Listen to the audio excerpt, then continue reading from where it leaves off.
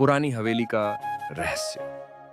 उत्तर भारत के एक छोटे से गांव में एक बहुत ही पुरानी हवेली थी जिसे लोग शर्मा हवेली के नाम से जानते थे। कहते हैं वहां कई सालों पहले एक बड़ा हादसा हुआ था। तब से वो हवेली सुनसान पड़ी थी। न वहां कोई रहता था, न ही कोई वहां जाने की हिम्मत करता।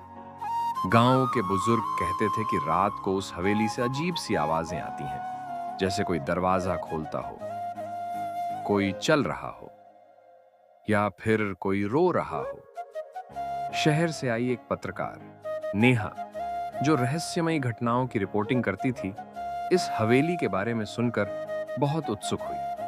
उसने तय किया कि वो इस रहस्य से पर्दा उठाएगी। एक रात कैमरा और टॉर्च लेकर नेहा चुपचाप हवेली में घुस गई। अंदर घुप अंधेरा था। हर दीवार पर जाले थे, फर्श पर धूल की मोटी परत थी। लेकिन एक कमरा था जो बिल्कुल साफ सुथरा था, जैसे अभी किसी ने वहां रहना शुरू किया हो। कमरे के कोने में एक पुरानी डायरी रखी थी।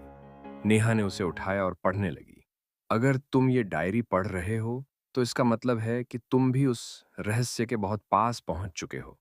लेकिन सावधान, यहां जो एक बार आता है वो फिर कभी वापस नहीं जाता। अचानक हवेली का दरवाजा जोर से बंद हुआ। टॉर्च की रोशनी फड़कने लगी और कैमरा अपने आप बंद हो गया। उस रात के बाद नेहा कभी नहीं मिली। आज भी गांव के लोग कहते हैं कि हवेली में किसी की परछाई चलती है। शायद नेहा की, या शायद उस रहस्य की जो अब तक अनसुलझा है।